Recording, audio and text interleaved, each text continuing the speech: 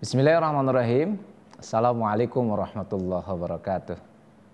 Alhamdulillah. Alhamdulillahil walil ghafar. Wassalatu wassalamu ala sayyidina al-mukhtar wa alihi al-athhar wa ashabil ahyar. Asyhadu an la ilaha illallah wahdahu la syarikalah wa asyhadu anna Muhammadan abduhu wa rasuluh. Allahumma salli wa sallim wa barik ala sayyidina Muhammadin wa ala alihi wa sahbihi ajmain. Qala Allah Ta'ala fil Qur'anil Karim, a'udzu billahi minasyaitonir rajim. Bismillahirrahmanirrahim. Wa idza sa'alaka ibadi anni fa inni qarib. Ujibu da'watad da'i idza da'an falyastajibu li wal yu'minu bi la'allahum yarshudun. Al-ayat sadaqallahu adzim.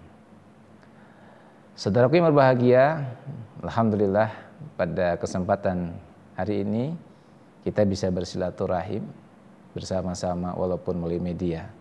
Semoga silaturahim kita membawa keberkahan di hadapan Allah Subhanahu wa taala. Insyaallah hari ini dalam waktu yang singkat insyaallah kita akan coba sama-sama sharing tentang satu kunci yang Allah berikan di dalam kehidupan kita. Satu lafaz yang kalau lafaz ini kita pahami maknanya, insyaallah kita semua akan merasakan dampak. Dan bukan hanya itu, lafaz ini menjadi sebuah rumus dalam hidup. Andai kita mengikuti rumusan ini, insya Allah kita akan bertemu dengan keselamatan dan kebahagiaan. Lafaz ini dijadikan lafaz pertama ketika kita membaca suratul Fatihah. Dan lafaz ini adalah Bismillahirrahmanirrahim. Kalimat Bismillahirrahmanirrahim. Kita akan sama-sama membahas rahasia dari Bismillahirrahmanirrahim ini dan bagaimana aplikasinya dalam kehidupan kita. Baik, kita mulai bersama-sama, kita baca bareng-bareng saudaraku dengan ucapan basmalah. Bismillahirrahmanirrahim. Oke. Pertama saya ingin menyampaikan sebuah fakta di masa lalu ya. Bahwa kalimat bismillah itu adalah kalimat yang begitu sangat luar biasa. Berdampak, bermanfaat, banyak fadilahnya. Bahkan pernah dalam sebuah kisah dikatakan bahwa orang yang sakit di zaman para sahabat ya, itu hanya dengan Bismillahirrahmanirrahim sakitnya sembuh. Ya. Jadi Bismillah ini memiliki dampak yang sangat luar biasa. Ketika kita paham makna dari Bismillah. Kita sering mengatakan Bismillah, namun mungkin kita belum bisa memahami maknanya. Sehingga hari ini atau lupa. Sehingga saya ingin mengingatkan kepada panjenengan semua, saudaraku semuanya, tentang makna dari Bismillah itu. Baik, kita akan bagi menjadi 3 ya. Satu, kita pahami Bismillah secara arti secara umum. Apa makna Bismillahirrahmanirrahim itu? Maknanya dengan menyebut nama Allah yang Maha Pengasih, Maha Penyayang. Betul, itu secara makna secara umum. Nah, sekarang kita mulai khususkan Bismillahirrahmanirrahim secara ilmu nahwu. Maknanya bagaimana? Ternyata makna Bismillahi itu memiliki makna sebagai khabar. Ya. Berarti namanya khobar itu apa? Penyempurna. Penyempurna berarti ada yang disempurnakan. Iya, kalau dalam ilmu nahwu kalau ada khobar berarti ada mubtada. Contoh misalkan masjid. Masjid itu sebagai mubtada, disempurnakan. Al-masjidun jamilun. Nah, jamil ini menjadi khabar dari apa? Al-masjid. Jadi penyempurna masjid itu adalah keterangannya jamil, cantik, indah gitu ya. Nah, begitu juga Bismillahirrahmanirrahim, kata para ilmu nahwu ini memiliki makna sebagai khobar. Berarti kalau khobar ada dong ibtida'nya, ada dong mubtada'nya sebagai awalannya. Maka para ulama mengatakan bahwa sebelum bismillah itu ada kata-kata ibtida'u. Bismillahirrahmanirrahim. Setiap kita memulai satu perkara, ucapkanlah Bismillahirrahmanirrahim. Artinya apa? Ketika kita memaknai yang kedua ini, bismillah itu sebagai penyempurna amal. Jadi apapun yang kita lakukan, kalau kita lakukan dengan bismillah, maka amal itu menjadi ibadah. Sebaliknya, walaupun amal itu baik, tapi tidak diucapkan bismillah, fahuwa raddun, maka tertolak amal itu. Nah, maka saudaraku bahagia, makna yang kedua bismillah itu adalah penyempurna amal. Kita tahu apa sih tujuan hidup kita? Sahabat pasti tahu ya, tujuan hidup kita ada dalam Al-Quran. Wa ma khalaqtul jinna wal insa illa liya'budun. Sesungguhnya kita diciptakan oleh Allah hanya untuk beribadah. Artinya kalau hanya untuk beribadah, mulai bangun tidur sampai tidur kembali seharusnya bernilai ibadah. Dan Allah berikan kunci kepada kita. Agar semua yang kita lakukan bernilai ibadah, maka ucapkanlah Bismillahirrahmanirrahim. Maka amalan itu menjadi sempurna, menjadi ibadah. Contoh, tidur ucapkan Bismillah, maka tidur jadi ibadah. Minum, Bismillahirrahmanirrahim, minum menjadi ibadah. Makan, Bismillahirrahmanirrahim, makan menjadi ibadah. Bahkan bepergian kita dengan Bismillah, bepergian kita menjadi ibadah. Subhanallah. Inilah makna yang kedua dari Bismillah. Artinya Bismillah itu penyempurna aktivitas kita dari bangun tidur sampai tidur kembali sehingga bernilai ibadah. Oke, yang kedua ya, bisa dipahami ya, insya Allah ya. Jadi semua hal yang kita lakukan kalau dimulai dengan Bismillah menjadi apa? Ibadah kepada Allah. Nah, kita masuk kepada yang ketiga, ini lebih dalam lagi. Loh, kok bisa jadi ibadah? Emang ada apa maknanya di Bismillah itu? Ya kan? Emang ada apa di Bismillah itu maknanya kok bisa menjadi ibadah? Maka mari kita lihat makna terdalam dari Bismillahirrahmanirrahim. Mohon maaf kata para ulama ya, bukan kata saya. Saya membaca saja, saya coba memahami saja. Kata para ulama, 114 kitab samawi itu oleh Allah dikumpulkan dalam 4 kitab. Taurat, Zabur, Injil, Al-Quran. Nah, ketika Al-Quran muncul, ya diturunkan oleh Allah, maka 4 kitab ini digabung menjadi satu. Taurat, Injil, Zabur ini digabung menjadi satu di dalam Al-Quran Al-Karim. Jadi 4 itu ada dalam Al-Quran. Maka lihat Al-Quran. Al-Quran itu adalah semua hal tentang peristiwa-peristiwa yang ada dalam Injil, dalam Zabur, dalam Taurat itu ada dalam Quran. Kenapa? Karena Quran itu penyempurna. Gitu. Nah, jadi 114 surat dalam Al-Quran, kata para ulama, dikumpulkan lagi dalam satu surat namanya Suratul Fatihah. Ya. Dan Suratul Fatihah itu dikumpulkan dalam satu ayat atau satu kalimat, yaitu Bismillahirrahmanirrahim. Nah, disampaikan lagi para ulama, Bismillahirrahmanirrahim itu dikumpulkan dalam satu huruf bernama ba. Nah, hari ini kita bahas secara arti mendalam dari huruf ba-nya dulu. Dalam Bismillahirrahmanirrahim itu memiliki makna, pertama ba-nya ini memiliki makna. Dan hari ini saya sampaikan 3 makna saja.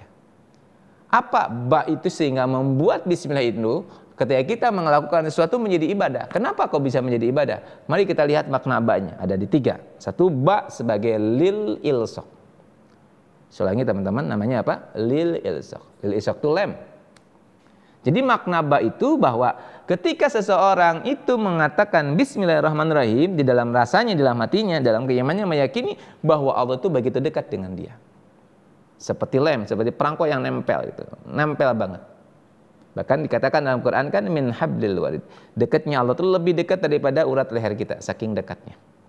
Maka makna dari ba itu adalah lil ilsaq, dekat. Kedekatan kepada Allah. Dan ini yang bisa melakukan bukan logika tapi iman kita. Ya, saat kita mengatakan Bismillahirrahmanirrahim, berarti kita memahami bahwa Allah itu maha dekat dengan kita, lebih dekat daripada urat leher kita. Ini bab yang pertama. Dan kedekatan itu menjadi sebuah rumus sebetulnya dalam kehidupan. Jadi kalau kita dekat dengan seseorang dan ya kita temanlah dengan orang tersebut, biasanya kita mendapatkan banyak manfaat dari orang itu. Atau misalkan saya temanan sama orang-orang hebat misalnya, dengan gubernur, dengan menteri misalkan gitu. Nah, sebetulnya kalau saya dekat dengan mereka, artinya saya punya banyak peluang untuk mendapatkan pertolongan. Fasilitas itu begitu banyak gitu. Nah, bagaimana kalau kita dekat dengan Allah? Allah pencipta alam semesta, Allah pencipta seluruh urusan di dunia ini, maka kita akan mendapatkan sebuah kemudahan dari Allah saat kita dekat. Maka cara mendekatnya dengan apa? Ya dengan kalimat Bismillah itu. Bismillahirrahmanirrahim. Ya, jadi merasa dekat karena lil ism. Yang kedua maknanya adalah lil isti'anah. Apa lil isti'anah itu? Kita hanya minta pertolongan kepada Allah. Begini, kalau saya udah dekat misalkan sama seseorang, ya, misalkan di sini ada teman yang dekat, jarak dulu deh. Jaraknya dekat ya. Ini kenal saya sama orangnya. Di sini samping saya ini ada orang dekat banget sama saya. Dan saya pingin ngambil air di ujung sana. Kira-kira saya minta tolongnya kepada yang jauh apa yang dekat? Yang dekat ya. Minta tolong dong, airnya diambilin. Itu kedekatan jarak. Kalau kedekatan hubungan emosional, saya sangat dekat misalkan dengan kakak saya. Oh, dekat sekali.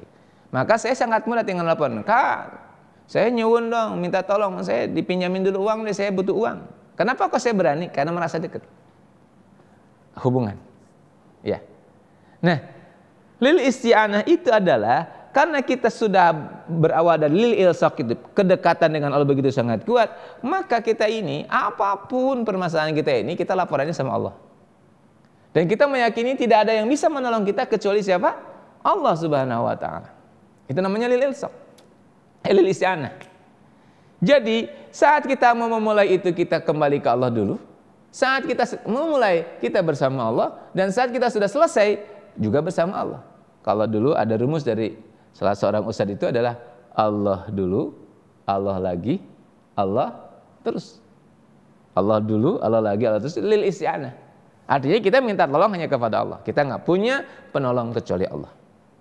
Dan kita sangat meyakini tidak ada yang bisa menolong kita kecuali Allah. Ada 1000 orang yang mau membantu kita, tapi Allah tidak akan menolong kita, maka 1000 orang itu tidak bisa menolong kita. Atau sebaliknya, ada 1000 orang yang mau menghalangi kita, tapi Allah tolong kita, tidak bisa 1000 orang itu menahan kita. Pasti kita ditolong Allah. Itu namanya lil isti'anah. Keyakinan kita bahwa Allah selalu menolong kita. Nah, bab yang ketiga maknanya adalah lit tabaruk. Apa lit tabaruk itu? Keberkahan. Jadi kita akan mendapatkan selalu keberkahan kayak kita bisa bertemu dengan Allah. Maka dengan 3 makna ini, lil ilsaq, lil isti'anah, lit tabaruk, artinya saat kita mengatakan bismillah, kita betul-betul meyakini Allah dekat dengan kita, Allah penolong kita, dan insya Allah Allah yang akan memberkahi kita. Apa berkah itu, saudaraku? Berkah itu adalah ziyadatul khair, bertambahnya kebaikan. Di saat kita mengatakan bismillahirrahmanirrahim, insya Allah keberkahan kita bertambah. Gitu ya. Itu 3 hal. Lil ilsaq, lil isti'anah, lit tabaruk. Nah, sekarang setelah kita memahami ba, oh ternyata ba itu maknanya adalah aku dekat sama Allah, aku minta tolong sama Allah, aku mendapatkan keberkahan dari Allah. Maka selanjutnya, bismillah itu maknanya bukan lagi dengan menyebut nama Allah. Kata para ulama nih. Jadi bismillah maknanya apa? Maknanya jadinya atas nama Allah. Udah mulai ada perubahan dikit maknanya. Apa makna atas nama Allah itu kayak begini. Insinyur Soekarno melakukan proklamasi Indonesia.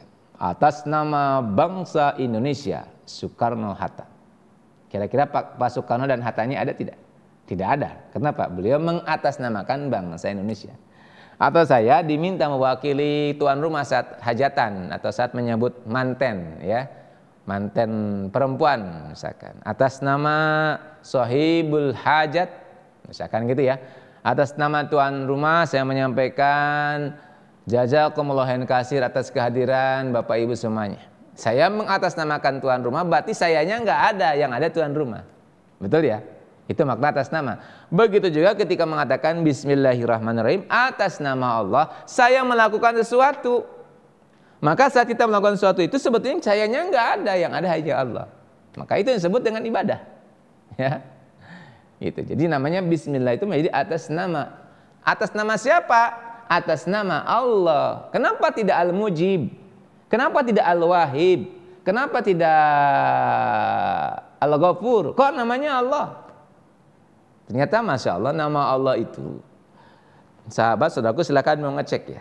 Saya hapus misalkan nama Allah itu lafadznya saja, Allahnya itu saya hapus hamzahnya, itu masih ada artinya. Betul nggak?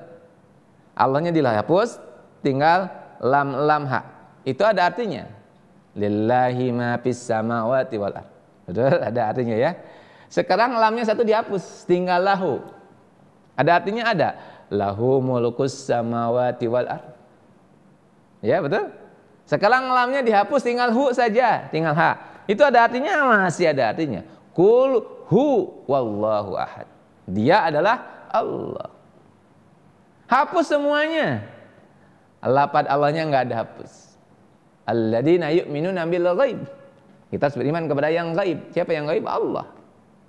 Jadi Allah itu lafadznya dihilangin satu persatu masih bisa. Beda dengan nama saya diganti misalkan Usep, P-nya dihilangin Usep, udah nggak ada maknanya. E-nya diganti Us, nggak ada maknanya. Ya, S-nya diganti U saja, nggak ada maknanya. Tapi nama Allah itu selalu bermakna kembali kepada Allah. Itulah kenapa Bismillah itu maknanya Allah. Ya. Nah sekarang Bismillah atas nama Allah. Siapa Allah itu? Subhanallah, Allah tambahkan Ar-Rahman Ar-Rahim, yang maha pengasih, maha penyayang. Apa makna pengasih itu? Pengasih itu ngasih. Ngasih itu apa? Memberi. Jadi mari kita lihat ke atas. Ketika kita lihat ke atas, di sana ada matahari, ada bintang, ada semuanya. Itu pemberian Allah. Lihat ke bawah ada bumi, ada minyak tanah, ada minyak bumi, ada nikel, ada emas. Itu pemberian dari Allah. Lihat kanan kiri kita, ada tumbuhan, ada gunung. Semuanya pemberian dari Allah. Lihat ke dalam diri kita, semuanya pemberian dari Allah. Maka orang yang memahami Ar-Rahman, maka setiap dia melihat kemanapun dia lihat, dia hanya melihat satu di sana. Ar-Rahman, Sang Maha Pemberi. Sehingga zikirnya itu kasiran. Kenapa kasiran? Karena kemanapun dia melihat hanya ada Rahman, hanya ada Sang Pemberi. Dan dalam kita mengatakan Bismillahirrahmanirrahim, saat kita mengatakan Bismillahirrahman, saat kita mengatakan Rahman itu hati kita ini minta pada Allah, berikan setetes saja, ya kecil saja rahmanmu kepada hamba, sehingga hamba memiliki sifat pemberi. Di dalam kita mindset kita cuma satu, menolong, memudahkan. Kenapa? Kita mohon kepada Ar-Rahman, ya Allah berikan seperti Engkau memberi itu kepada makhlukmu yang lain. Lihat matahari, Bapak Ibu, ya saudaraku. Matahari itu ketika bersinar dia hanya memberi saja, nggak pernah minta kepada kita. Tumbuhan saat dia berbuah, dia hanya memberi saja, nggak pernah kita diminta pada kita balasan. Ikan di laut ya atau ayam, nggak pernah dia minta apapun. Dia hanya memberi. Jadi hampir semua alam semesta ini memiliki sifat Rahman. Terkadang manusia yang tidak punya, manusia pinginnya diberi terus, nggak mau memberi.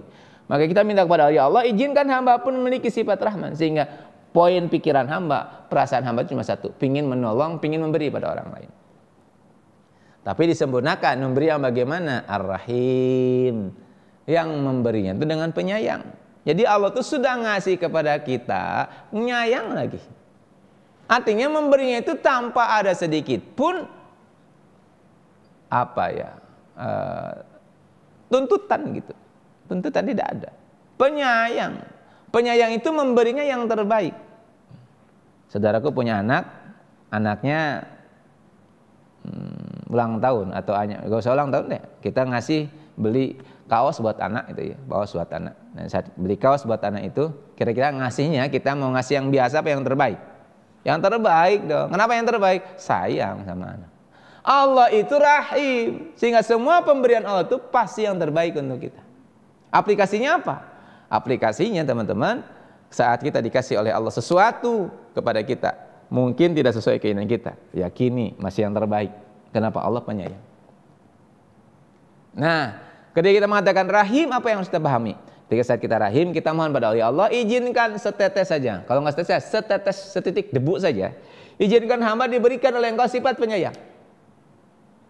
Sehingga di dalam diri kita ini ada perasaan penyayang. Sehingga saat kita memberi pada seseorang itu, kita di dalam hati kita ada penyayang. Sekarang kan tidak. Saat kita memberi itu biasanya mencucu. Mencucu itu bahasa Jawa ya. Bahasa Indonesianya apa? Cemberut ya.